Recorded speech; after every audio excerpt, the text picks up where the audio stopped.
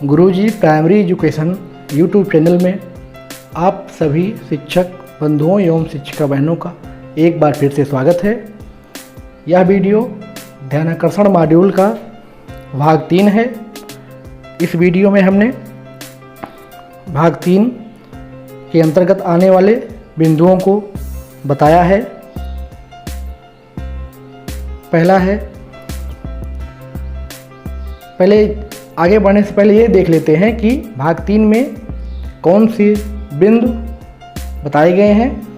कक्षा शिक्षण हेतु रणनीतियाँ एवं तकनीक, इसके अंतर्गत परिप्रेक्ष्य है, शिक्षण कार्य के पूर्व तैयारी, शिक्षण अधिगम प्रक्रिया, क्या करें क्या ना करें, कक्षा शिक्षण की प्रभावी तकनीकियाँ, शिक्षण तकनीकियों पर आधारित शिक्षण योजनाएं या पाठ्य योजना लेसन प्लान। अब हम आगे बढ़ते हैं। कक्षा शिक्षण हेतु रणनीतियाँ एवं तकनीक। पहला बिंदु है परिप्रेक्ष्य। एक ऐसी कक्षा जहां विभिन्न अधिगम स्तर वाले बच्चे हैं, उसमें सामान्य रूप से शिक्षण करने से विशेष लाभ नहीं होता है। ऐसी कक्षा में यदि शिक्षक वर्तमान कक्षा के पाठ्यक्रम पर ही कार्य करते हैं तो इसमें संदेह है कि यह बच्चों को मदद करने वाला हो। बच्चे इस प्रक्रिया में पहले कक्षा से और अंत में विद्यालय से भी पूरी तरह कट जाते हैं। वास्तव में बच्चों का विद्यालय से ड्रॉप आउट होने का यह बहुत बड़ा कारण है। ऐसी स्थिति में एक शिक्षक क्या करे, इस बिंदु पर हम प्रकाश डालेंगे। यहाँ यह आवश्यक हो जाता है कि शिक्षक आरंभिक परीक्षण के माध्यम से बच्चों का विषयवार वास्तविक अधिगम स्तर पता करे। इसे कैसे करना है, इस बिंदु पर भी हम लोगों ने विस्तार से विचार विमर्श कर एक साझा समझ विकसित की है। आधारभूत आकलन के पश्चात शिक्षक को बच्चों का स्तरवार समूह बनाना है तथा आवश्यकता अनुसार शिक्षण योजना बनाकर बच्चों के साथ कार्य करना है। यहाँ यह जानना आवश्यक है कि कार्य करने के पूर्व एक शिक्षक को क्या क्या तैयारियां करनी होती हैं। ये प्रमुख बिंदु है। आगे है शिक्षण कार्य के पूर्व हमें क्या क्या तैयारियां करनी है, उसके बारे में बताया गया है। आइए हम उन तैयारियों पर चर्चा करें जिन्हें आधारभूत आकलन के पश्चात व बच्चों के साथ समूह में कार्य करने के पूर्व हम सभी शिक्षक को जानना एवं करना नितांत आवश्यक है। पहला बिंदु है अधिगम स्तर पर संबंधी सूची।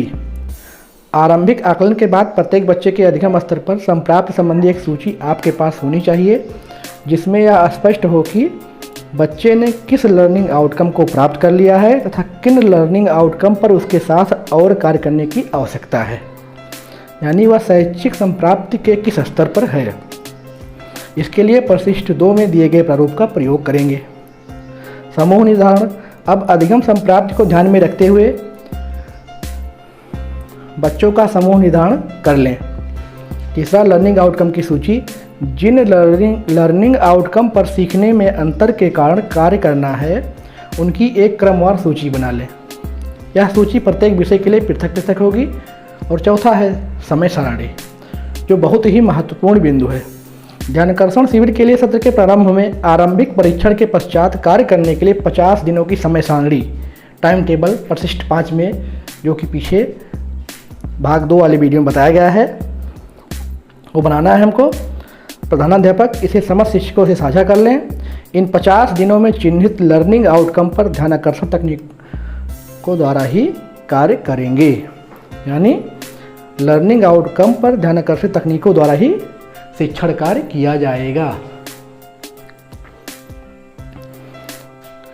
इसमें देखिए ये बताया गया है, ये ध्यानाकर्षण शिविर हेतु समय सारणी है।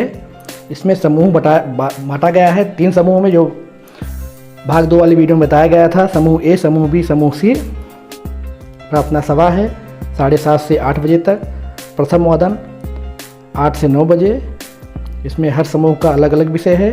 द्वितीय वादन हिंदी गणित, ये 9 से 10 है। फिर 10 से 10:30 मध्यावकाश रहेगा। तृतीय वादन 10:30 से 11:30। चतुर्थ वादन अंग्रेजी, हमारा परिवेश, विज्ञान, हिंदी, ये 11:30 साढ़े 12 बजे। और संध्याकालीन सभा यानी 12:30 से 1 बजे व्यायाम, खेल, बाल सभा, कला, हिंदी, सुलेख, श्रुतलेख, संगीत, नैतिक शिक्षा आदि किया जाएगा। इसमें नीचे नोट में दिया गया है, हम इसको देखते हैं। सभी शिक्षक प्रतिदिन अपने समूह में निर्धारित शिक्षण तकनीक का उपयोग करते हुए कक्षा शिक्षण करेंगे। शिक्षकगण अपने विषयों में बच्चों का निरंतर सतत रूप से आकलन करेंगे। जो बच्चे 50 कार्य दिवस में अच्छी प्रगति दर्शाते हैं उन्हें आगामी समूह में प्रोन्नत भी करेंगे। सभी शिक्षक शिक्षण के दौरान बच्चों के अधिकाधिक क्रियाशीलता पर विशेष ध्यान देंगे। प्राथमिक स्तर पर हमारा प्रवेश एवं उच्च प्राथमिक स्तर पर विज्ञान विषय का शिक्षण संबंधित वादन में किया जाएगा। यह ध्यानाकर्षण शिविर हेतु समय सारणी में सब कुछ बताया गया है। इस हिसाब से हम एक समय सारणी तैयार कर लेंगे और अपने विद्यालय में इसको चस्पा कर देंगे। अब हम बढ़ते हैं आगे। दिवसवार विभाजन। चिन्हांकित लर्निंग आउटकम पर कार्य करने के लिए विषयवार कितने दिन लगेंगे, इसका विषय एवं दिवसवार विभाजन कर लें। इस तरह 50 दिनों की एक समय सारणी तैयार हो जाएगी। इस समय सारणी की कार्य योजना निम्नांकित होगी। अब ध्यानाकर्षण शिविर साप्ताहिक शिक्षण तकनीकों के प्रयोग की कार्य योजना, यहाँ ये सारणी बताई गई है कि पहले सप्ताह क्या करना है हमको।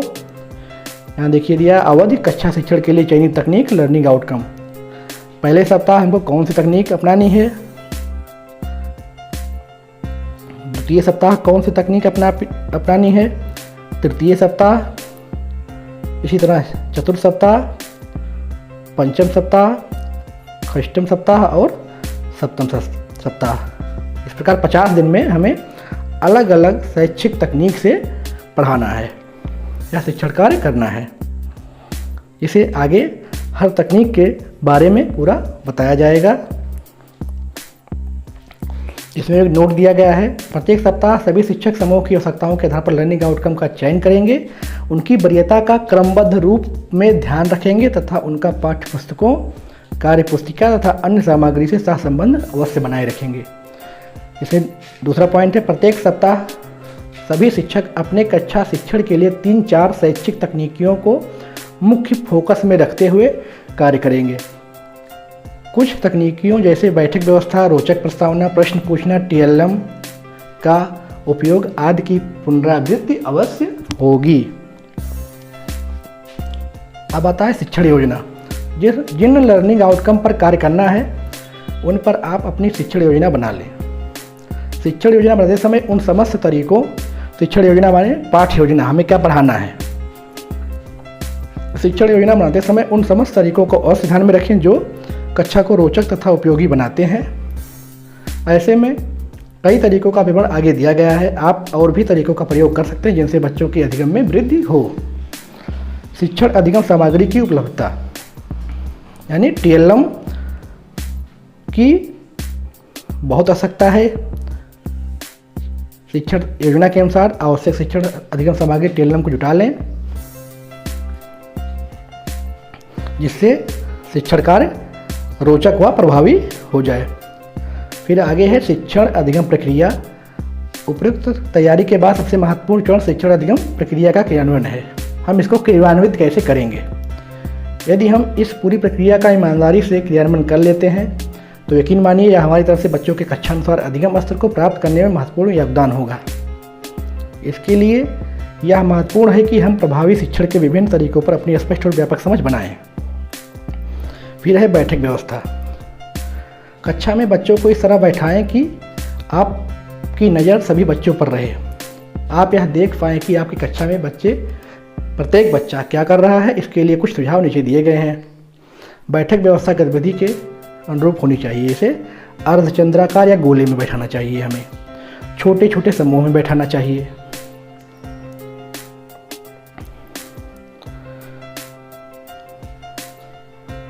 इसमें दिया है, इस बैठक व्यवस्था का उपयोग शिक्षक किसी अवधारणा पर बच्चों द्वारा आपस में विचार विमर्श करने, किसी प्रश्न को हल करने, किसी समस्या का समाधान ढूंढने और सामूहिक प्रोजेक्ट आदि में कर सकते हैं।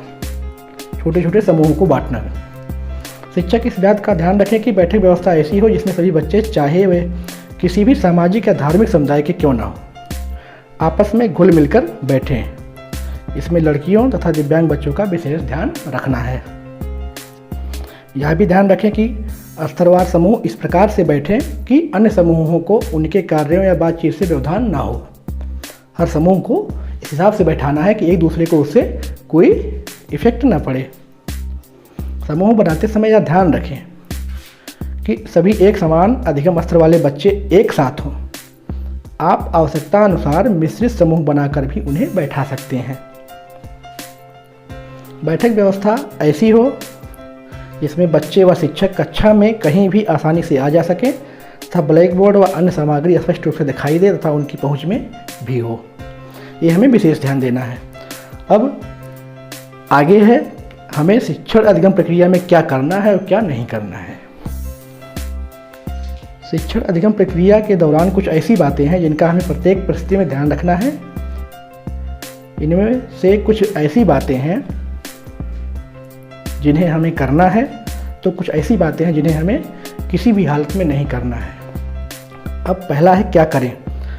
प्रायः कक्षा में शिक्षक ही केंद्रीय भूमिका में देखे जाते हैं, अर्थात वही निर्देश देते हैं, प्रश्न पूछते हैं तथा अनुशासन के नाम पर बच्चे शांत रहते हुए उनके निर्देशों का पालन करते हैं, जबकि अधिकांश समय बच्चे केंद्रीय भूमिका में होने चाहिए। एक आदर्श कक्षा में शिक्षक एवं बच्चों की क्रियाशीलता 40 मिनट के वादन में निम्नांकित प्रकार की होनी चाहिए। कक्षा में शिक्षक की क्रियाशीलता 5 से 10% लगभग 5 मिनट। कक्षा में बच्चों की क्रियाशीलता 75 से 80% लगभग 30 मिनट। कक्षा में बच्चों के साथ शिक्षक की क्रियाशीलता यानी दोनों साथ मिलकर 5 से 10% यानी लगभग 5 मिनट। शिक्षक स्वयं, ये देखिए महत्वपूर्ण बिंदु है, शिक्षक स्वयं समय पर आएँ, समय सारणी का ध्यान रखें तथा समय सारणी के अनुरूप शिक्षण कार्य करें। इससे बच्चों को समय की महत्ता समझ में आती है। कक्षा में बच्चों को इस तरह बैठाएं कि आपकी नज़र सभी बच्चों पर रहे। इसके लिए बच्चों को गोले, अर्धचंद्राकार तथा अथवा छोटे समूहों में आवश्यकता अनुसार बैठाया जा सकता है। कक्षा शिक्षण की पूरी तैयारी करके आएँ। कक्षा में आवश्यक शिक्षण अधिगम सामग्री व अन्य संसाधनों की व्यवस्था पूर्व में ही कर लें। कक्षा शिक्षण को रुचिकर बनाने के लिए किसी रोचक दृष्टांत, कहानी, खेल का प्रयोग करते हुए पाठ की शुरुआत करें। शिक्षण अधिगम सामग्री का उपयोग अवश्य करें, उन्हें मात्र प्रदर्शन की वस्तु बनाकर न रखें। आवश्यकता अनुसार बच्चों को उनके साथ कार्य करने का अवसर दें। विषय व प्रकरण के आधार पर ही तकनीक या शिक्षण के तरीकों का चुनाव व प्रयोग करें। यथासंभव कहानी, कविता, खेल, गतिविधि आदि का प्रयोग करें। इससे माहौल बढ़िया रहेगा। कक्षा कक्ष का माहौल सहज व सरल बनाएं। इससे बच्चे तनाव रहित होकर शिक्षण अधिगम प्रक्रिया में प्रतिभाग कर सकेंगे। सभी बच्चों को प्रोत्साहन दें। पूरी कक्षा के समक्ष बच्चों के कार्यों की प्रशंसा करें। इससे बच्चों का आत्मविश्वास बढ़ेगा। अब आगे है बच्चों को अवश्य सुनिए। अगर बच्चे कुछ कह रहे हैं उसे हमें अवश्य सुनना चाहिए, उनको डांट कर बैठाना नहीं चाहिए। बच्चों को लगना चाहिए कि आप उनकी बात सुन रहे हैं तथा उसको महत्व दे रहे हैं। इससे उनकी भी ध्यान से सुनने की आदत विकसित होगी। सभी बच्चों को कक्षा की गतिविधियों में प्रतिभाग करने का अवसर दें। इसमें आप बालिकाओं तथा दिव्यांग बच्चों का विशेष ध्यान रखेंगे। इस प्रकार समता व समानता की स्थिति को प्रोत्साहित करें। आपकी भाषा ऐसी हो जिसे हर बच्चा समझ सके। इसके लिए आप यथासंभव बच्चों की अपनी भाषा के शब्दों का भी प्रयोग करें। जैसे जिस क्षेत्र में आप हैं उस क्षेत्र की जो भाषा है, बच्चों की अपनी भाषा है, गाँव की भाषा है, उस भाषा में भी आप बोलें। यदि किसी बच्चे ने गलती की है तो उसकी गलती इस प्रकार से बताएं कि उसे हताशा ना हो, बल्कि वह गलती के कारण को समझे। आपकी आवाज़ कोमल व भाषा स्नेहपूर्ण हो। समूह में कार्य करते समय बच्चों के बीच अवश्य जाएं तथा उन्हें प्रोत्साहित करें। बच्चों को यह महसूस हो कि उनके कार्यों पर आपकी दृष्टि है तथा आप उनका सहयोग करना चाह रहे हैं। शिक्षण अधिगम प्रक्रिया का आकलन अवश्य करें ताकि आपको यह ज्ञात रहे कि पूरी प्रक्रिया का उद्देश्य प्राप्त हुआ या नहीं। अब है कक्षा शिक्षण पूर्ण कर लेने पर प्रमुख बिंदुओं पर आधारित सारांश द्वारा पुनरावृत्ति अवश्य करें। बच्चों के कार्यों को अवश्य जांचें तथा आवश्यकता अनुसार सुधार भी करें। गलतियों पर बच्चों से चर्चा करें, सकारात्मक फीडबैक दें ताकि उन्हें सही उत्तर या तरीके के बारे में पता चल पाए। पुनरावृत्ति की दृष्टि से अभ्यास हेतु प्रदत्त कार्य, असाइनमेंट या प्रोजेक्ट कार्य अवश्य दें। ये सबसे महत्वपूर्ण बिंदु है। अब हमें क्या नहीं करना है। बच्चों के द्वारा प्रश्न पूछने पर उन्हें हतोत्साहित नहीं करना है। इसके विपरीत प्रसन्नतापूर्वक प्रश्नों के उत्तर देकर विषय वस्तु की व्याख्या करनी है, जिससे वो वह विषय वस्तु पूरी तरह समझ जाए। किसी भी दशा में बच्चों में भय न पैदा करें। आपका प्रत्येक कार्य व व्यवहार बच्चों को विद्यालय व कक्षा कक्ष प्रक्रिया से जोड़ने वाला हो। बच्चों के मध्य भेदभाव न करें, उन्हें किसी भी प्रकार से अपमानित न करें। बच्चों के साथ गलत शब्दों का प्रयोग या गलत व्यवहार न करें। आपका कोई भी व्यवहार या कार्य शिक्षक की गरिमा को ठेस न पहुंचाए। अब नंबर आता है ध्यानाकर्षण शिविर के पश्चात की कार्य योजना। शिविर के पश्चात क्या कार्य योजना रहेगी, इसके बारे में बताया जाएगा। 50 कार्य दिवसों के ध्यानाकर्षण शिविर के दौरान शिक्षकों द्वारा निम्नलिखित बिंदुओं का ध्यान रखकर शिक्षण कार्य किया जाएगा। 50 कार्य दिवसों में इन बिंदुओं को ध्यान में रखकर शिक्षण कार्य करना है हम लोगों को। लर्निंग आउटकम्स का चयन करना है। लक्ष्य निर्धारण। कक्षा शिक्षण अभ्यास के लिए उपयुक्त शिक्षण तकनीकियों का चयन करना है। शिक्षण योजना का निर्माण करना है। शिक्षण अभ्यास में प्रयुक्त की जाने वाली सामग्री का चुनाव करना है। बच्चों के अधिगम स्तर का आकलन करना है। ध्यानाकर्षण शिविर के पश्चात भी शिक्षकगण नियमित रूप से दैनिक कक्षा शिक्षण में ध्यानाकर्षण शिविर के अनुरूप उपर्युक्त बिंदुओं पर ध्यान देने का कार्य जारी रखेंगे।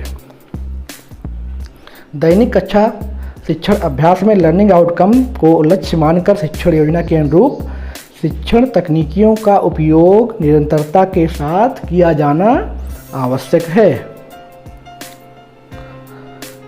ध्यानाकर्षण के अंतर्गत देखिए, इसमें कक्षा कक्ष बताया गया है, नीड्स क्या है और लीड्स क्या है, सीखना। कक्षा अब आगे है कि कक्षा शिक्षण की प्रभावी तकनीकियाँ कौन कौन सी हैं, उसके बारे में बताया गया है। अब तक की चर्चा से स्पष्ट है कि हमारी कक्षा में सीखने की गति के आधार पर विभिन्न अधिगम स्तर वाले बच्चे होते हैं। ऐसी स्थिति में सामान्य रूप से किया गया शिक्षण कार्य पर्याप्त नहीं होगा। हमें बहुस्तरीय शिक्षण के तरीके प्रयोग में लाने होंगे। यहाँ यह कहना भी उचित होगा कि सामान्य कक्षा में अपनाई जाने वाली कई शिक्षण रणनीतियाँ व तरीके आगे चलने वाले और पिछड़ने वाले बच्चों के लिए समान रूप से लाभकारी नहीं होते हैं। इसके अतिरिक्त कई तरीके ऐसे भी हैं जो विभिन्न अधिगम स्तर वाले बच्चों के लिए अलग अलग अपनाए जाते हैं। इस प्रकार के बहुस्तरीय शिक्षण के लिए आवश्यक है कि शिक्षक बच्चों की क्षमताओं व वास्तविक अधिगम स्तर को अच्छी तरह समझते हों। तो यहाँ शिक्षण तकनीक का एक चार्ट बनाया गया है। पहला है प्रस्तावना, इंट्रोडक्शन, विषय प्रवेश। इससे शुरू आता है अभ्यास पर, प्रैक्टिस, विषय वस्तु का प्रस्तुतिकरण एवं अभ्यास करने के अवसर। फिर है आकलन। आकलन के 3 बिंदु हैं, ध्यानाकर्षण, संवर्धन, एनरिचमेंट, नियोजन, प्लानिंग। नियोजन से बना है प्रस्तावना। यह है शिक्षण अधिगम चक्र। ऐसे ये चलता रहता है। सभी शिक्षक प्रतिदिन अपनी कक्षाओं में शिक्षण कार्य करते हैं और यथाशक्ति रुचिकर ढंग से अपनी कक्षाओं में बच्चों को विषय ज्ञान का अंतरण भी करते हैं। यह निर्विवाद सत्य है कि शिक्षण अधिगम प्रक्रिया में शिक्षण और अधिगम एक दूसरे के पूरक हैं। अगर बच्चों ने सीखा नहीं है तो हमें अपने तरीकों में बदलाव करना होगा। कक्षा शिक्षण के उपरांत विद्यार्थियों को यदि बिल्कुल सीखने को ना मिले तो ऐसा शिक्षण निष्फल होता है। विद्यार्थी शनैः यानी धीरे धीरे पढ़ने में रुचि लेना बंद करते हैं। परिणामस्वरूप उनकी संप्राप्ति स्तर पर प्रतिकूल प्रभाव पड़ता है। कक्षा शिक्षण को रुचिकर बनाने की दृष्टि से शिक्षण अधिगम चक्र को अपनाना होगा। यहाँ देखिए चार्ट बनाया गया है, कक्षा शिक्षण आकलन, असेसमेंट ड्यूरिंग क्लास टीचिंग। इसमें फास्ट लर्निंग पेस दिया है, स्लो लर्निंग पेस दिया है। फास्ट लर्निंग पेस में संवर्धन क्रियाएं, इंरिचमेंट है। स्लो लर्निंग पेस में ध्यानाकर्षण तकनीकियाँ हैं, कंसंट्रेसिंग नीडी चिल्ड्रन।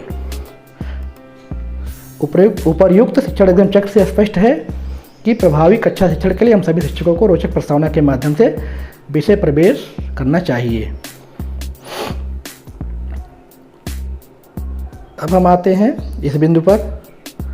कक्षा शिक्षण के दौरान किए गए आकलन में कुछ बच्चे शीघ्रता से विषय वस्तु को समझ लेते हैं, वहीं दूसरी ओर कुछ बच्चों में सीखने की गति तुलनात्मक रूप से कम होती है। जो बच्चे तुलनात्मक रूप से देर से सीखते हैं उन्हें शिक्षक की विशेष सहायता की आवश्यकता होती है, अर्थात उन पर ध्यानाकर्षण आवश्यक है।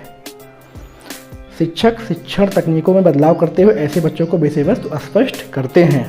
आइए कुछ प्रभावी शिक्षण के तरीकों, इन तकनीकों पर विचार करें जिन्हें अपनी कक्षा में अपनाकर हम शिक्षण अधिगम प्रक्रिया को रुचिकर एवं प्रभावी बना सकते हैं। वह शिक्षण तक